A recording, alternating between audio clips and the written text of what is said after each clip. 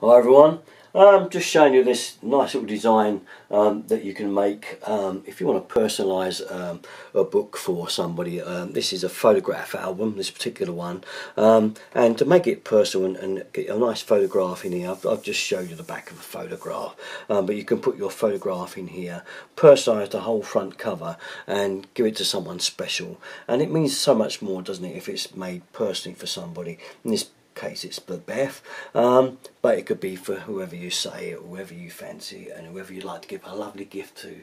Okay, so I'm going to hand you over to Jan, who's going to show you how to do this, and good luck with it. It's great. Right. Well, I want to make a personalised, like a scrapbook or a special book for someone, and what I've done is I've gone to Hobbycraft and I've purchased this book, and inside you'll see that it's got the sleeves for you to put your photographs in. But I want to make it a little bit more special than this.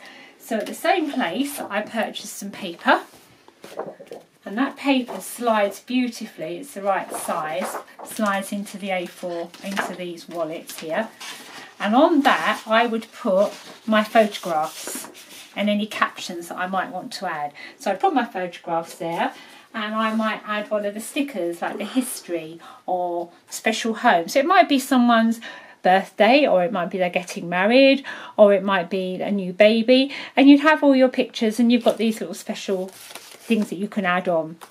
For the front cover, what I'd do is I'd get some material and then I'd cut the material to make a frame. So for example, I've cut the borders here for the frame, and I will sew them together, and then I cut out the middle piece, so this will be sewn together, and when it's sewn I will fold it over at the edges. So imagine this is all sewn together, I'll fold it over and then it sticks down. So this will then stick to the front cover, and then you can cut out your lettering. For example, you might have a name Beth, so you cut out your lettering. So there's the B, there's the E, there's the T, and the H is on here. And the way I've done it is I've literally just penciled them on some scrap material that I have. So I'll cut that H out, and then this is for Beth. Then you have a photograph of the person, whether they've just got married or them as a baby or whatever. Then cut out little pieces like this, and then you glue that down onto the paper with PVA glue, onto the paper, onto the material with PVA glue. And then you can slide your picture into it depending on what picture it is that you have. This one here, I've got the eye of an owl. It just makes it a little bit more interesting to look at. You can cut your letters out of, so there's an L, for example, out of the owl. There's an A, using part of the head of a rhino. You can cut out little pieces out from material. And what I would do with this, I would adorn the inside. So on the front cover on the inside, I'd have maybe a picture of them with a few sentimental words, and then I would just probably stick some little bits around the outside of the picture in the middle. So I will get on and make it, and then I'll show you it finished.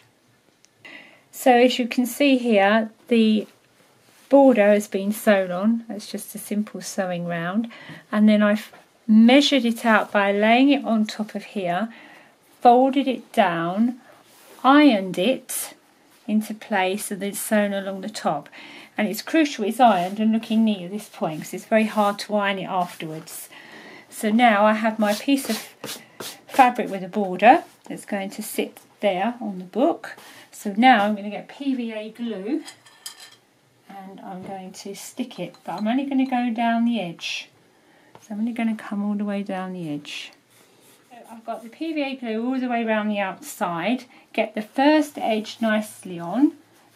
You have to ease it up, because however careful you've sewn it, you can be sure it's not quite exactly square. Or maybe yours is. Maybe your sewing's a little bit more accurate than mine.